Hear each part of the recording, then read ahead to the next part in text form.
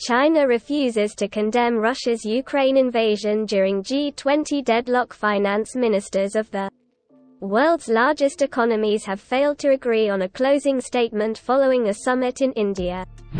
After China refused to condemn Russia's invasion of Ukraine, Beijing declined to accept parts of a G20 statement that deplored Russia's aggression and in the strongest terms and Moscow said, and anti-Russian and Western countries had and destabilized and the G20. It comes after China this week published a plan to end the conflict that was viewed by some as pro-Russian. India, which hosted this week's G20 talks in the southern city of Bengaluru, issued a wide-ranging and chair's summary and from the meeting, noting there were and different assessments of the situation and in Ukraine, and on sanctions imposed on Russia. A footnote said that 2 paragraphs summarizing the war were and agreed to by all member countries except Russia and China and the paragraphs were adapted from the G20 Bali leaders' declaration in November and criticized and in the strongest terms the aggression by the Russian Federation against Ukraine and After taking a backseat since the invasion a year ago, Beijing has stepped up its diplomacy efforts surrounding the conflict in recent weeks. Its top diplomat Wang Yi toured Europe this week, culminating in a warm welcome by Russian President Vladimir Putin in Moscow. China also this week published a 12-point plan for ending the war in Ukraine, in which it called for peace talks and respect for national sovereignty. However, the 12-point document did not specifically say that Russia must withdraw its troops from Ukraine, and did not condemn Russia's invasion.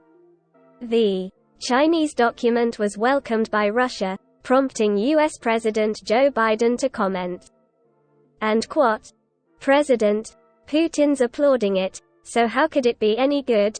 And Zelensky wants to meet China's Xi to discuss peace plan. Why China launched a charm offensive after the G20 meeting, A.J.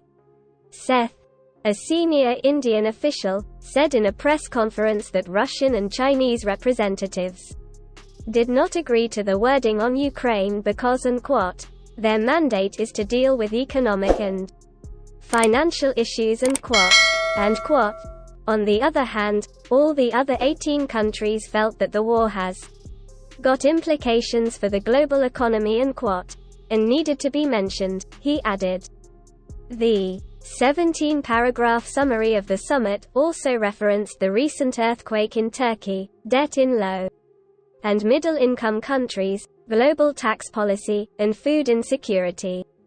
Russia's foreign ministry said it regretted the fact that the activities of the G20 continue to be destabilized by the Western collective and used in an anti-Russian way and it accused the United States, European Union and G7 nations of clear blackmail and urging them to acknowledge the objective realities of a multipolar world and but German Finance Minister Christian Lindner said, and this is a war.